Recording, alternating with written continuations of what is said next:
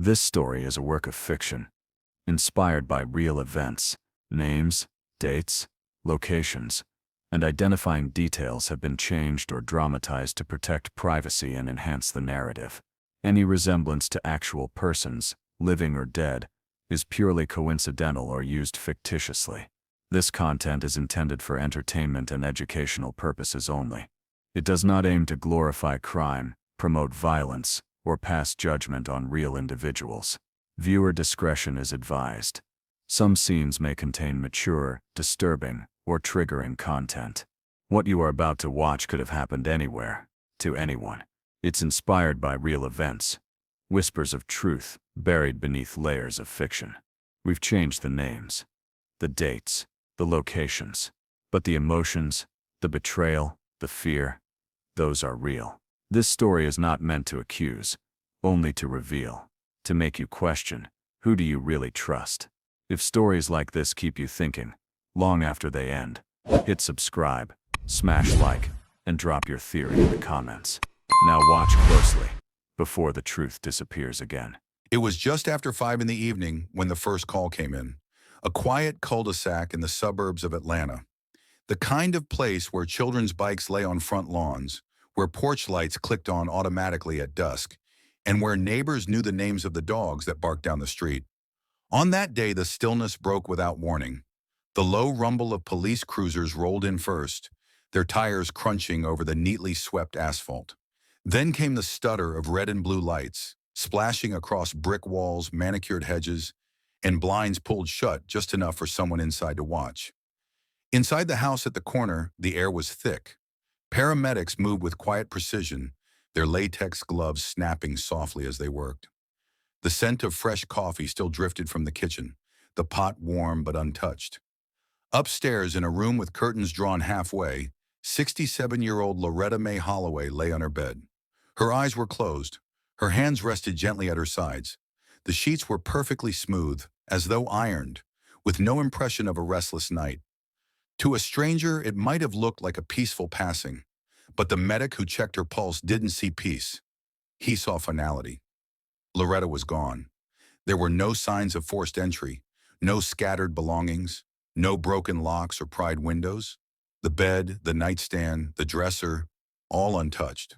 Almost too untouched. In the next room, a detective glanced toward a small stack of envelopes on a desk. Each one was from the same sender. Loretta's life insurance company. They were lined up by date, postmarked over the last several months. None had been opened. None had been thrown away. The scene was logged, photographs taken, statements collected. Outside, neighbors gathered in loose knots along the sidewalk, whispering under their breath. A few glanced toward the driveway, where a black sedan was parked. Cornell Jerome Holloway's car. Cornell wasn't there that night. He arrived later, after Loretta's body had already been taken to the medical examiner's office. Witnesses remembered him walking up the path slowly, his shoulders back, his face carefully composed. He spoke softly to the officers, shook his head a few times, and left without asking many questions. 2 days later, Cornell walked into the insurance office downtown. The morning sun was sharp, but inside the light was muted by frosted glass and rows of filing cabinets. Cornell wore a charcoal suit pressed to perfection, a burgundy tie and cologne so strong it lingered after he passed. In his hand was a leather folder containing Loretta's death certificate, their marriage license, and a completed claim form. He smiled politely at the receptionist, exchanged a few words, and was shown to a private glass-walled office. The insurance agent, a woman in her 40s with a calm, professional demeanor, greeted him and began entering the claim details into her computer. For several minutes, the only sounds in the room were the rhythmic clicking of keys and the faint hum of the air conditioner. Cornell leaned back in his chair, legs crossed, the picture of a man prepared to close a necessary chapter. Then the typing stopped. The agent's eyes lingered on the screen. Her fingers hesitated before tapping one more key. "Mr. Holloway," she said, her tone even but measured, "I'm looking at the records, and you're not listed as the primary beneficiary." Cornell's smile faltered. "What do you mean?" She turned the screen slightly, enough for him to see. His name was gone. In its place was another, printed in clear black letters that seemed to absorb the light around them. Aaliyah Renee Carter. Cornell's expression hardened. He leaned forward, scanning the screen as if a second look might correct what he'd seen. There must be a mistake. The agent slid a scanned form across the desk. The date in the top corner read 6 months earlier. At the bottom was Loretta's signature, neat and steady. Cornell stared at it. His jaw flexed. His breathing slowed, then steadied. He asked no more questions. Instead, he stood, thanked the agent in a voice stripped of warmth, and left the office. On the street outside, the morning felt different. His stride was faster, the set of his shoulders tighter. The name Aaliyah Carter wasn't just a name to him. He knew it. He had never liked it. And now it had just taken everything he believed was his. From that moment on, this wasn't just about losing his wife. This was about something bigger, something he wasn't willing to let go without a fight. By the time you finish this story, you will know why Loretta made that change, and the answer will stay with you long after you've heard it. If you are ready for every twist, every truth, and every decision that brought them to this point, stay with me. Subscribe now so you never miss the next story. Share this video with someone you think you know, because after this, you might start asking yourself how well you really do. Loretta Mae Holloway's life began in Montgomery, Alabama, on a sweltering July afternoon in 1956. Her mother, Ruth Holloway, worked long shifts at a textile factory. Her hands rough from years of folding and stitching, her spirit defined by a determination to raise her daughter without needing anyone else's permission. Loretta grew up in a modest two-bedroom home, with walls that whispered the sounds of neighbors' radios and the creak of summer heat pressing against the wood. The floorboards bowed slightly near the kitchen doorway, a quirk she would remember decades later when she stepped into her own first house. From an early age, she was taught that independence wasn't a gift. It was something you had to defend. By 16, she was working at a small diner off Court Street, serving sweet tea and catfish to factory workers on their lunch breaks. The money didn't go toward teenage indulgence. It went into a coffee tin tucked in the top cabinet, saved for something bigger. That something came at 18, nursing school in Atlanta. Loretta left Montgomery with 2 suitcases, a second-hand coat, and an unwavering focus. She studied at night, worked in a hospital cafeteria during the day, and graduated into a profession that would define her life.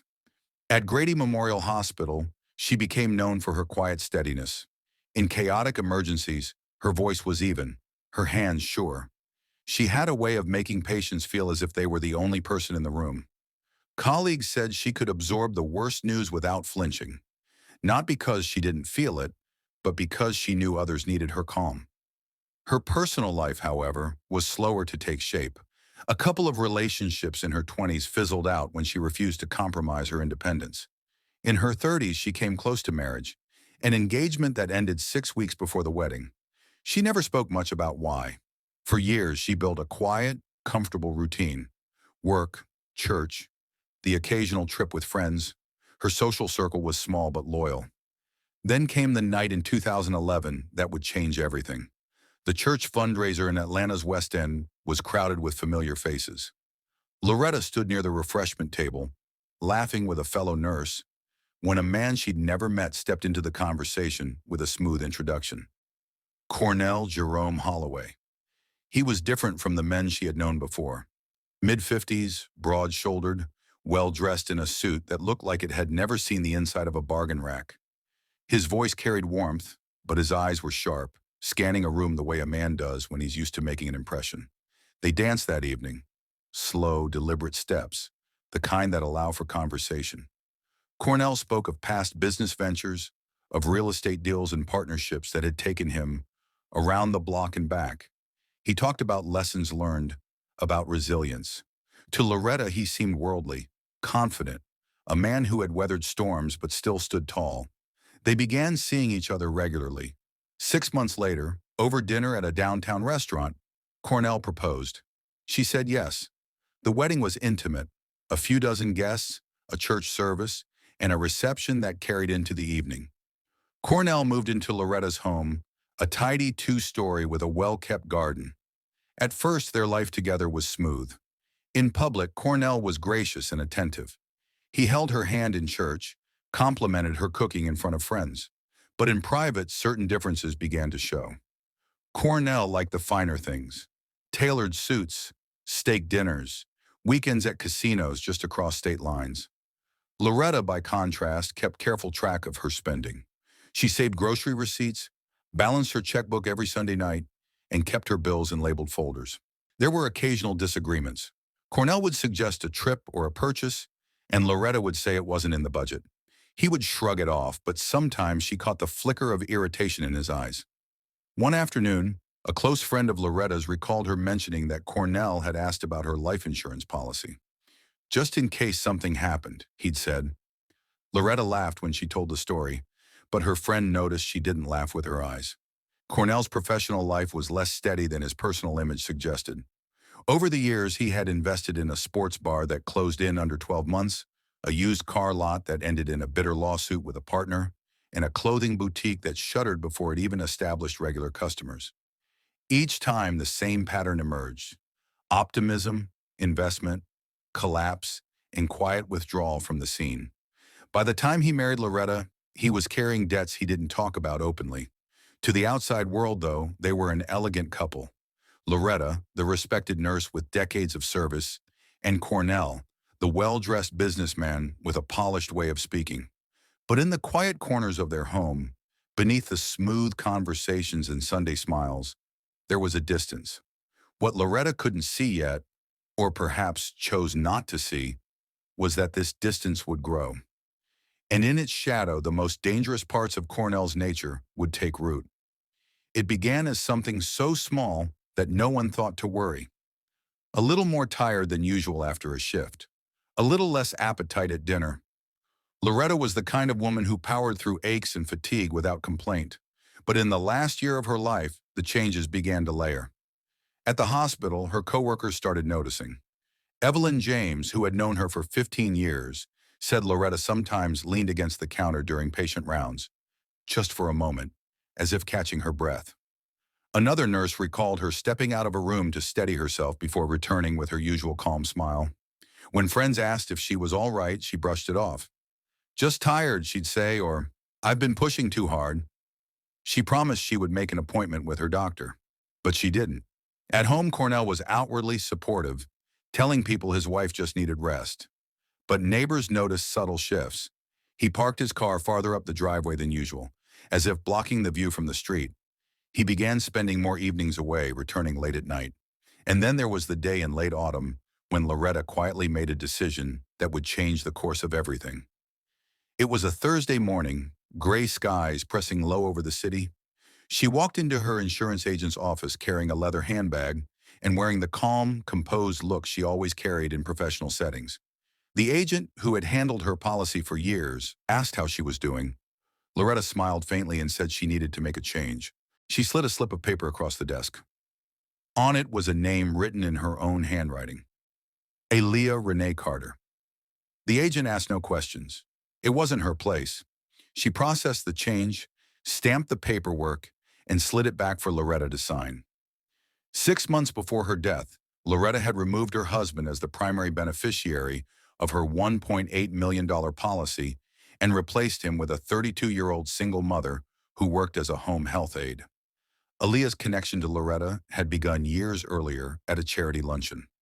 Loretta, then in her late 50s, had sat at a table with Aaliyah, who was juggling 2 part-time jobs and raising a young son. Something about her struck Loretta. Maybe the determination in her voice. Maybe the way she talked about building a better life for her child. They stayed in touch, and over time, Loretta became a mentor, offering advice, helping with career moves, and occasionally slipping a grocery gift card into Aaliyah's hand without making it a big moment. Cornell never warmed to her. He referred to her in clipped tones, sometimes not at all. One neighbor overheard him muttering about strangers getting too close to family business. As winter set in, Loretta's health continued to decline. She stopped attending church on Sundays. She canceled her usual holiday visit to see family in Montgomery. She spent more time upstairs with the blinds half drawn, speaking quietly on the phone. Aaliyah later told detectives those calls grew longer in the final weeks. Loretta's voice was calm, but her words were sometimes unsettling. Once she said, "If anything happens, you'll know what to do." Another time she told her, Some things need to be protected from people who won't value them. In January, Cornell began wearing a new watch, sleek, expensive, and out of step with his known finances. He was seen at a sports bar on multiple nights, often alone at a corner table with his phone on the counter. By February, Loretta kept a small spiral notebook on her nightstand. Inside were grocery lists, appointment reminders, and in between, short notes written in careful script. Make sure it's done. Don't change it back. Only her. Then came the Monday morning when she didn't show up for her shift. Calls from coworkers went unanswered. That evening, her house was lit from the inside, but no one answered the door. When the paramedics finally stepped inside, they found her in bed, lying as if she had simply drifted into sleep. The covers were perfectly smooth, her hair neatly arranged. The coroner's initial call was natural causes, no obvious trauma, no signs of a struggle. But in the weeks that followed, questions would surface. Why had she changed her beneficiary so close to her death? Why had she been making those late-night calls? And what exactly had been happening in that house during those final months? The answers wouldn't come all at once. They would surface piece by piece, each one adding weight to the growing suspicion that this was no ordinary death. 3 days after Loretta Mae Holloway's funeral, the city was still damp from an overnight rain. Downtown glass towers reflected streaks of pale sunlight as people hurried across slick sidewalks, carrying coffee cups and briefcases. Cornell Jerome Holloway wasn't rushing. He moved with deliberate steps through the lobby of the Atlanta Mutual Insurance Building, dressed in a charcoal suit so sharply pressed it still held the faint scent of ironing. His shoes shone, his tie was perfectly centered. In his right hand, he carried a slim leather folder containing every document he believed he would need. Loretta's death certificate, their marriage license, and the claim form he had filled out with meticulous care the night before. To the receptionist, his voice was smooth, his smile warm, even in grief. She offered condolences and directed him to a small glass-walled office where an agent sat behind a desk, the glow of a computer monitor reflecting off her glasses. The agent, Ms. Gordon, had been with the company for over a decade. She greeted him professionally, asked him to take a seat, and began entering the information from his documents into the system. Cornell leaned back in the chair, crossing one leg over the other. He carried himself with the confidence of a man who believed the outcome was certain. The insurance money was his by right. At least that's how he saw it. The rhythmic sound of typing filled the space. Ms. Gordon clicked through the policy details, her eyes scanning familiar lines of text. Then her fingers slowed. Her posture shifted almost imperceptibly. Cornell noticed. "Everything all right?" She didn't answer right away. Instead, she tapped another key, adjusted her glasses, and read the screen again. "Mr. Holloway," her tone was polite but more deliberate now. "According to the records, you're not listed as the primary beneficiary." For a moment, the words didn't seem to register. Cornell's smile froze in place, his brow tightening. "I'm her husband," he said, as if the fact itself should settle the matter. Ms. Gordon swiveled the monitor slightly, enough for him to see. The name at the top of the beneficiary list wasn't his. It was printed in clear black text, impossible to misread. Aaliyah Renee Carter. Cornell's eyes narrowed. His fingers curled around the arm of the chair. A slow, deliberate grip. "That's not correct," he said, the warmth draining from his voice. Ms. Gordon, maintaining her professionalism, reached for a folder and slid a document across the desk. "This is the change of beneficiary form," she explained. The date in the corner was 6 months earlier. The signature at the bottom, Loretta's, was neat, steady, unmistakable. Cornell stared at the paper as if willing the ink to rearrange itself. His jaw tightened, the muscles flexing beneath the skin. The air between them felt heavier, though neither moved. "Who is that?" he asked finally, his voice quieter now but laced with an edge. "I'm not able to share personal details about other individuals," Ms. Gordon replied evenly. He said nothing for several seconds. Then, in a motion as controlled as when he entered, Cornell closed his folder, rose from the chair, and thanked her in a tone that sounded more like a dismissal than gratitude. When he stepped back into the crisp morning air, his pace was different. The measured, confident stride from earlier was gone.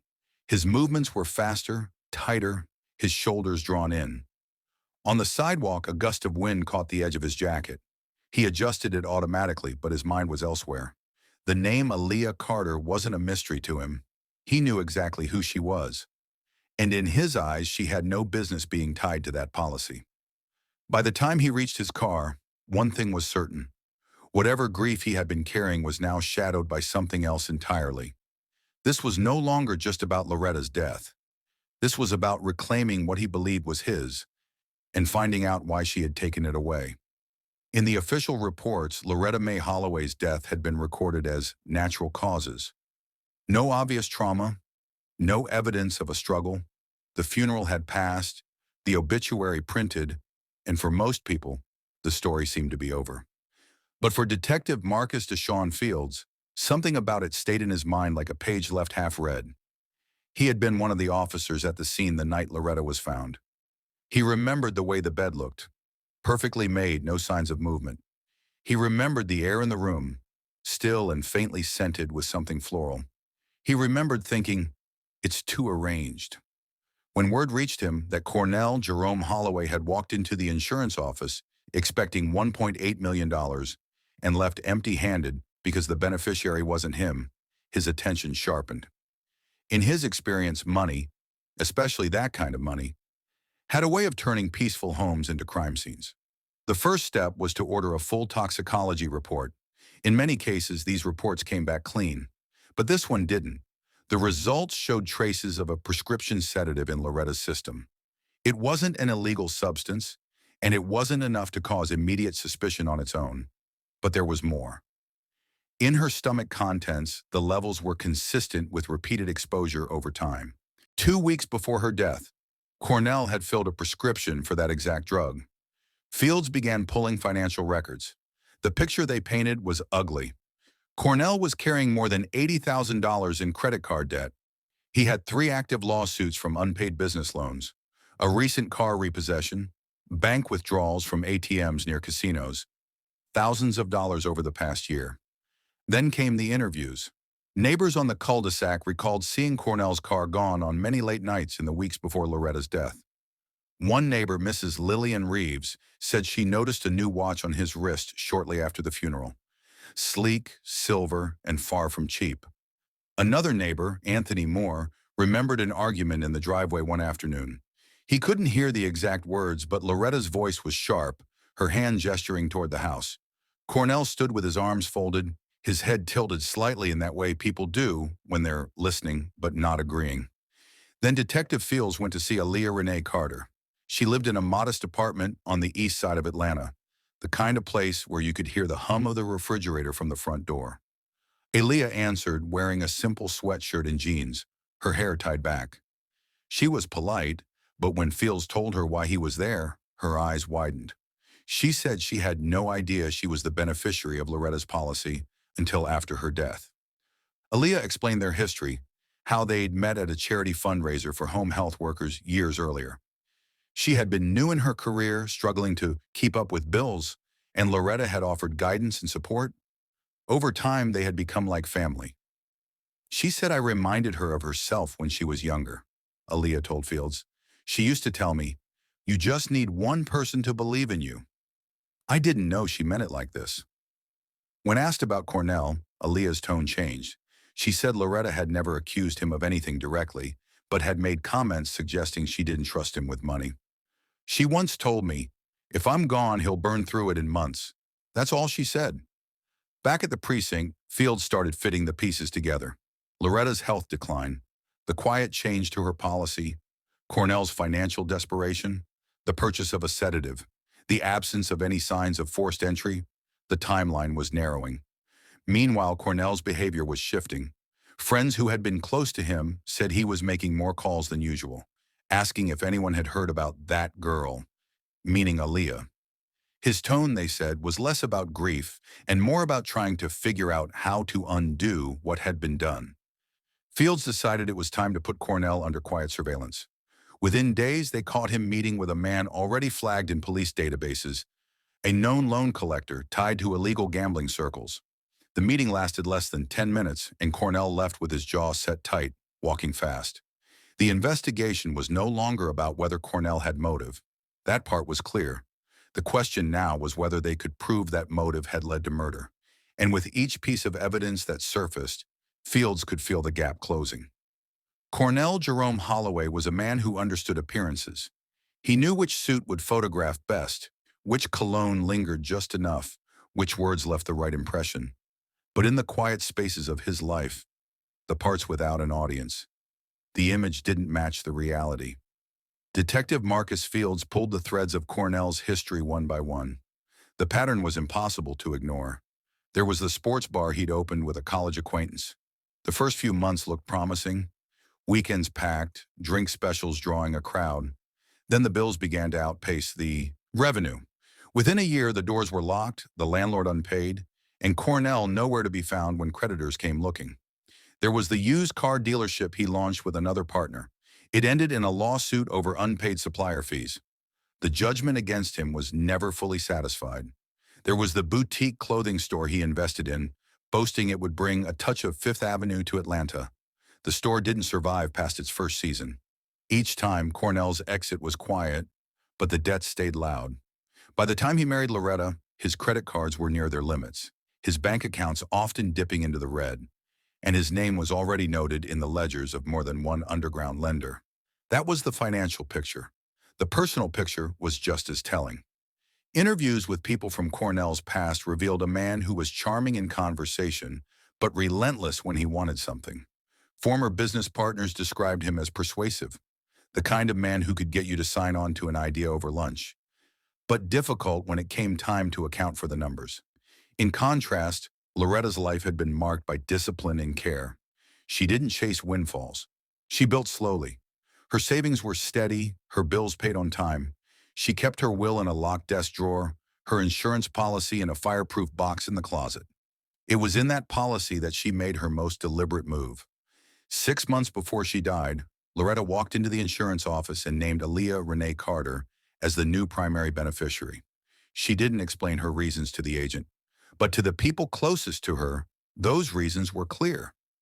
Loretta had once told her friend Evelyn James, "It's not about blood, it's about who will make something last." She believed Aaliyah was that person. The two women's bond went beyond mentorship. Loretta had helped Aaliyah through school, given her advice on navigating the healthcare system for her son, and stood by her when her landlord tried to push her out of her apartment. Aaliyah never forgot those moments. Cornell, however, had no such connection. His interactions with Aaliyah were minimal, and when they happened, they were frosted with politeness but absent warmth. Once at a church gathering, he was overheard telling someone that charity only goes so far before people start taking advantage. For Loretta, the decision to change her policy was about control. She wanted to ensure the bulk of her life's work went to someone she believed would use it well, not squander it in months on cars, clothes, and failed ventures. For Cornell, that decision was an erasure. In one signature, she had cut him out of the future he assumed was his. When Detective Fields mapped the timeline, the pressure points aligned. Cornell's debts were deepening. His access to legal credit was nearly gone. Loan collectors were growing impatient. And then, Loretta's health began to falter, a decline that would make her seem naturally vulnerable to the untrained eye. The sedative prescription he filled 2 weeks before her death was the final piece in Fields' mind. The same drug, in the same dosage, was found in her system in levels suggesting repeated exposure. Motive was no longer a question. It was a matter of proof. But Fields knew something else. Cases like this rarely came down to just evidence. They came down to how a jury understood the human story behind it. And this story was as human as it gets. Trust, money, pride, and the quiet decisions that can turn both love and loyalty into fuel for something far darker. By early spring, the case against Cornell Jerome Holloway was no longer an open question of suspicion. It was an active pursuit of answers. And the more detectives looked, the more the walls around him began to close. Surveillance teams were in place. They weren't looking for a single dramatic misstep. They were watching for patterns, the kind that revealed habits, pressure points, and the cracks in a man's composure. At first, Cornell kept to familiar routines: morning walks to the corner store, afternoon drives across the city, evenings spent at a sports bar on the south side. But there were new movements woven into his schedule. Short, urgent meetings in parking lots, always with the same two men.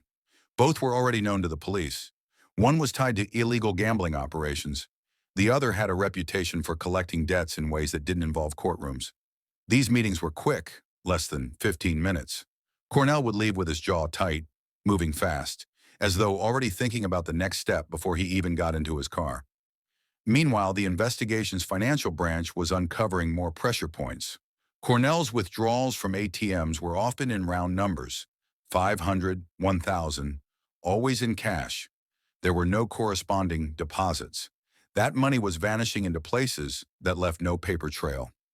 Detective Marcus Fields had also noticed another pattern: Cornell's increasing fixation on Aaliyah Renee Carter. The first calls were polite, almost formal. He asked about her relationship with Loretta, about whether she had known of the beneficiary change, about whether she thought it was fair. When her answers didn't shift in his favor, the calls changed tone. His questions grew sharper.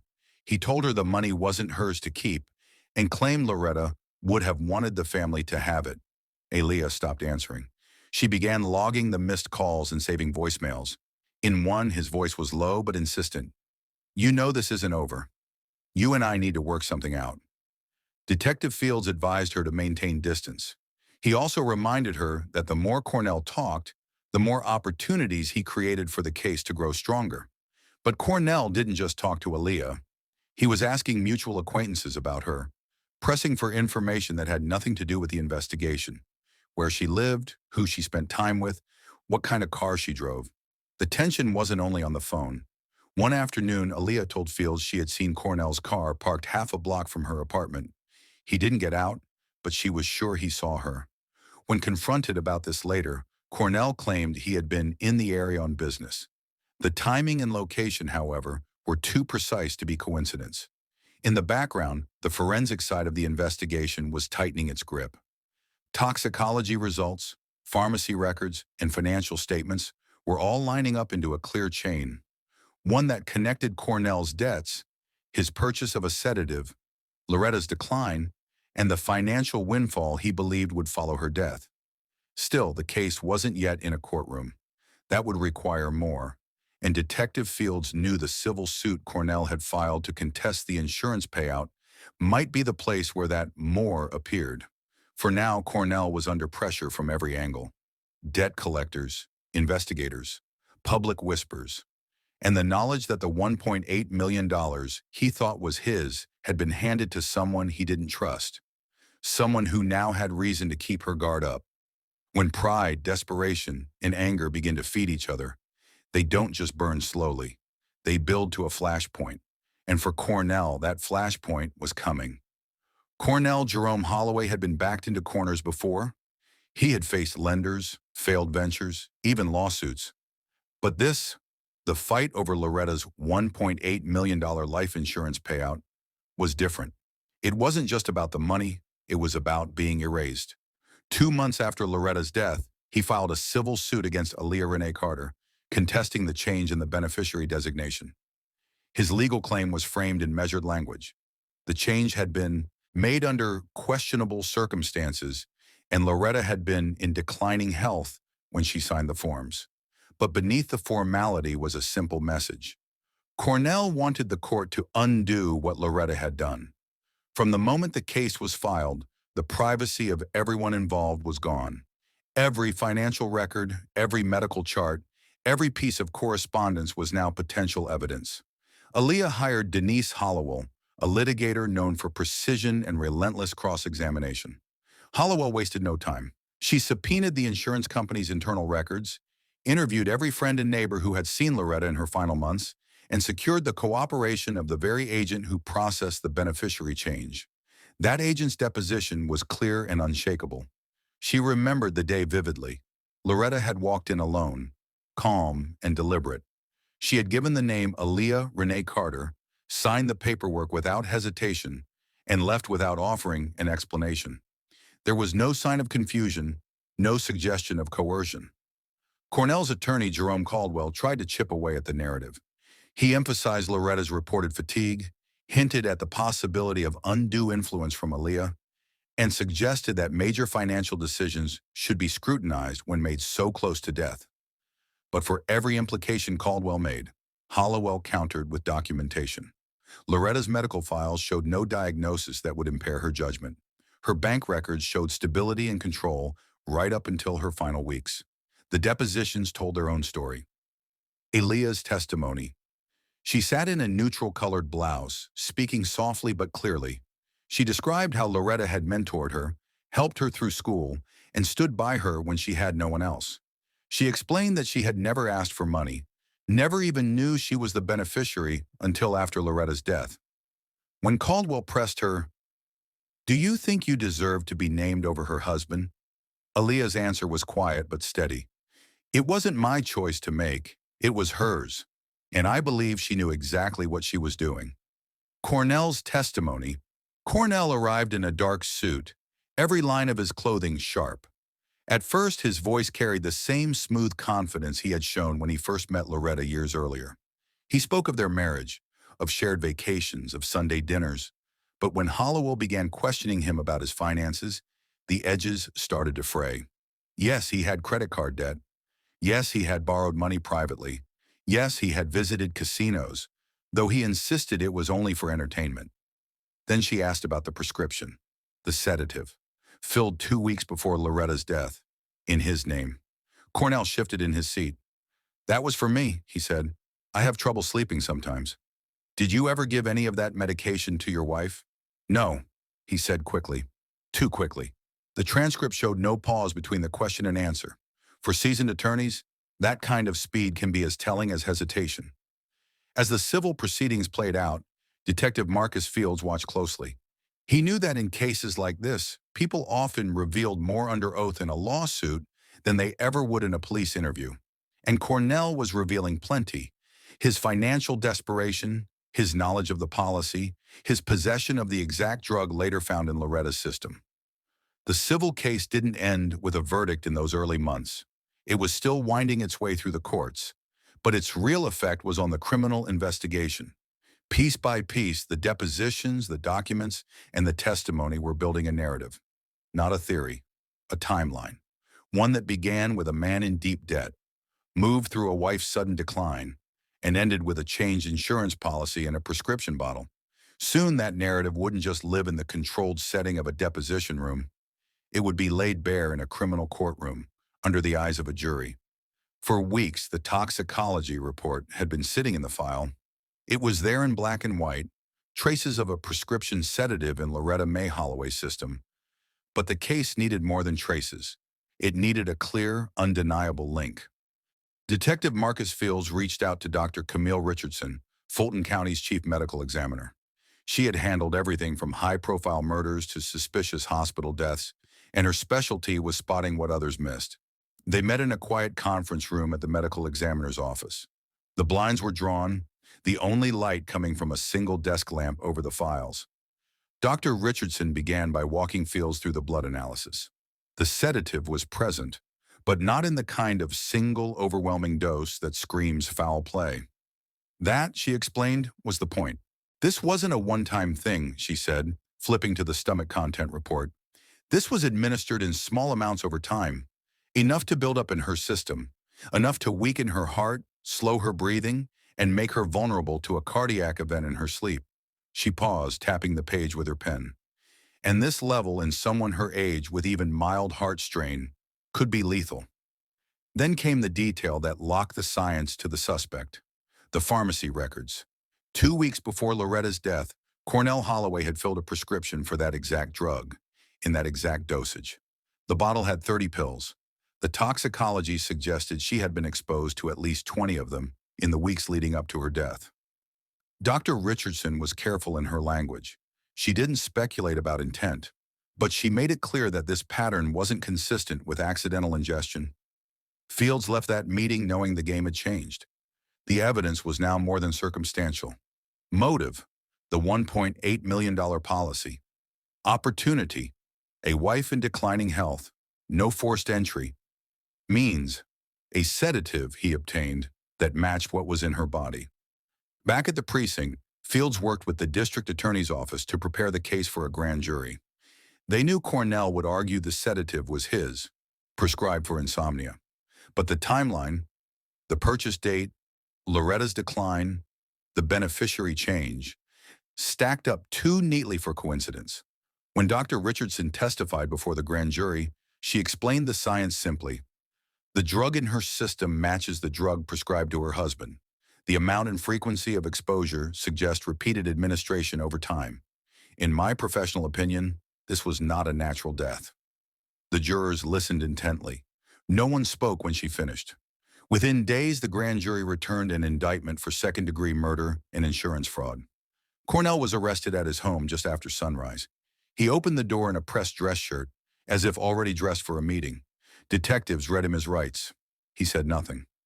As he was led to the unmarked car, neighbors watched from behind curtains. Some shook their heads. Others just stared. For Detective Fields, it was the moment the case shifted from building suspicion to delivering proof. But he knew the real battle, the one that would decide Cornell's fate, was still ahead, in a courtroom where every detail would be examined, challenged, and weighed.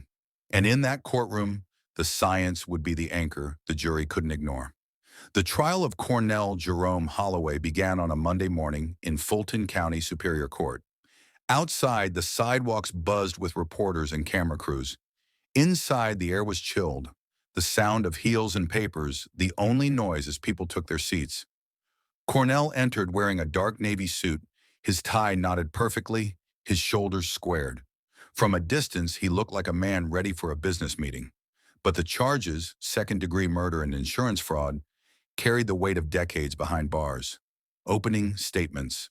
The prosecution didn't waste time. They told the jury a story in clear, deliberate strokes. A man drowning in debt, a wife in declining health, a life insurance policy worth $1.8 million, a change in beneficiary that cut him out, a prescription for a sedative filled by him that matched the drug in her system. They promised the jury they would prove not just opportunity, but action. The defense countered with a different narrative. They described Cornell as a devoted husband, a man grieving a sudden and tragic loss. They claimed Loretta had died of natural causes, and the sedative had been prescribed for his own sleep problems.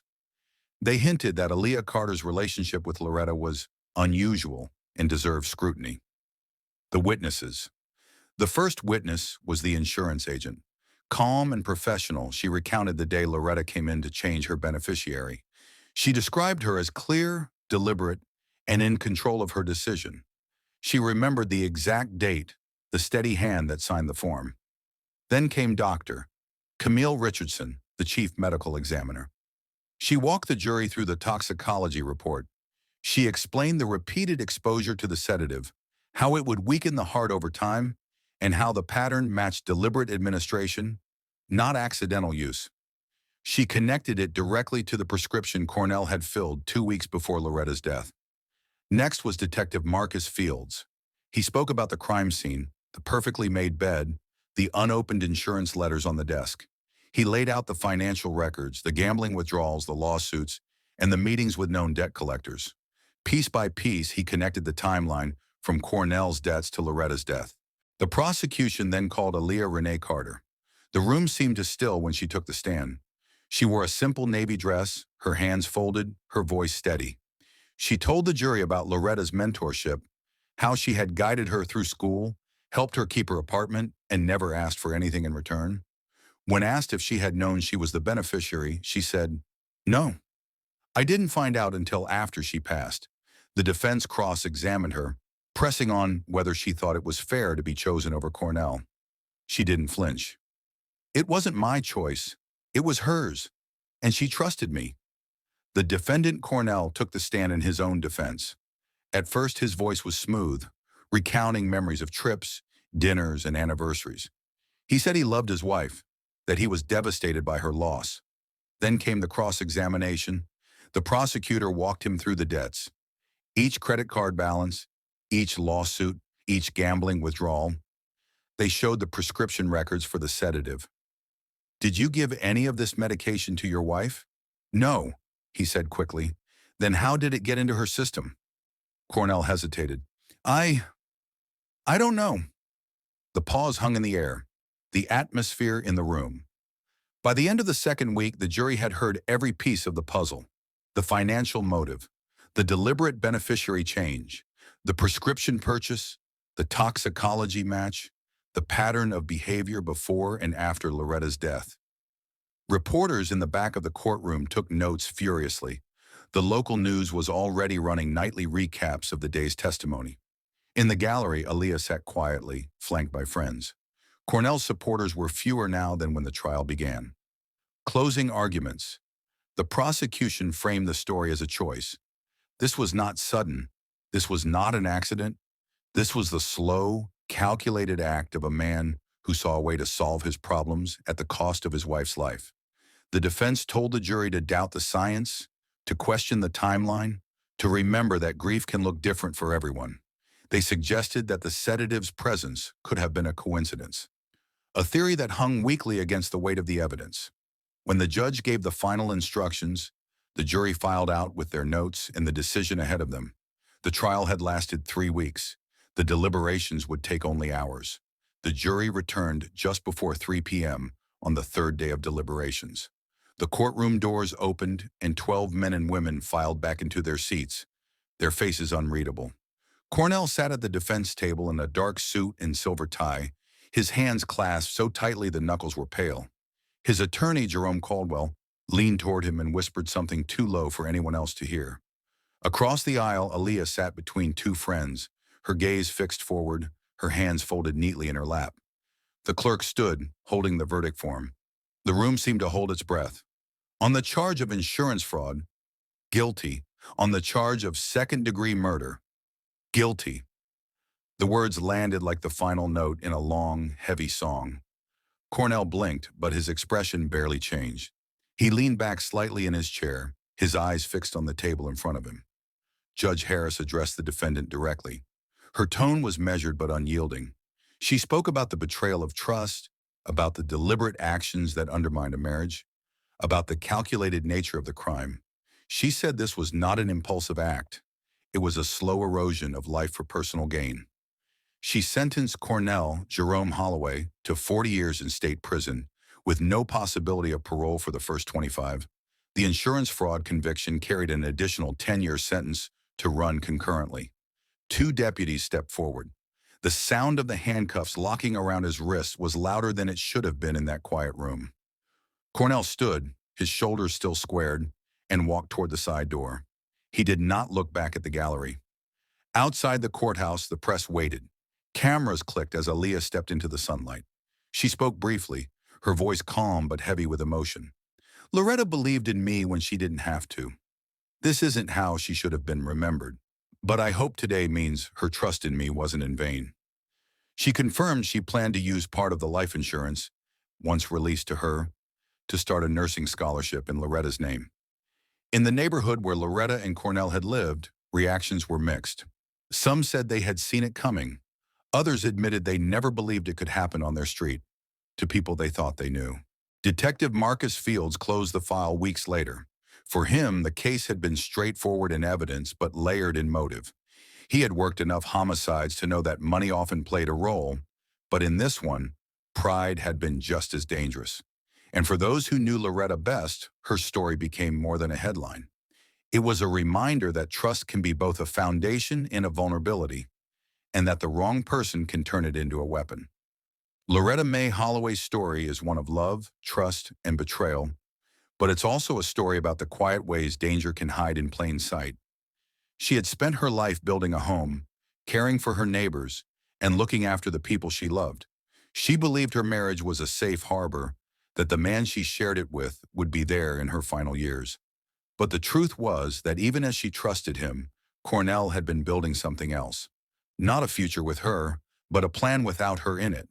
One forged in greed, shaped by entitlement, and sealed with calculated patience. In the end, the law caught up with him. The evidence spoke louder than his denials. And yet, the conviction did not erase the years she had given him, nor could it undo the moments of kindness and faith she had offered without hesitation. When the scholarship in her name was announced, people came forward with stories. A nurse who said Loretta had paid her rent during a rough winter. A neighbor who remembered her bringing food after a storm, knocked out the power for days. A cousin who hadn't spoken to her in years, but still kept the quilt Loretta had made for her as a child. These were the real legacies she left behind. Not the balance of a life insurance policy, but the quiet marks of a life spent caring. For Cornell, prison will be a place of long days and longer nights. A place where control is taken away, and where every hour is a reminder that his plan did not end the way he imagined. The irony is that the very thing he sought to secure, financial gain, became the proof that condemned him. The Holloway case remains in the files of the state's homicide unit, but for those who lived it, the file is never truly closed. Friends and neighbors still pass the house where Loretta once lived. Some slow their steps, remembering the warmth that once came from behind those walls. Others avoid looking at all, and for viewers, this case carries a simple truth. Sometimes the greatest dangers are not the strangers who knock at the door, but the familiar voices we think we can trust. Sometimes the betrayal that changes everything comes not from outside, but from within. If this story has left you with questions, with anger, or even with the urge to look closer at the people you think you know, remember that's how change starts. By refusing to ignore the warning signs. By speaking up when something doesn't feel right. And if you believe stories like this need to be told, if you believe that the truth, no matter how unsettling, must be brought to light, then we need you to be part of this. Subscribe to this channel. Share this video with someone who needs to hear it. And let us know in the comments what you think justice really means in cases like this. Because the more we talk about these stories, the less power they have to hide in the dark.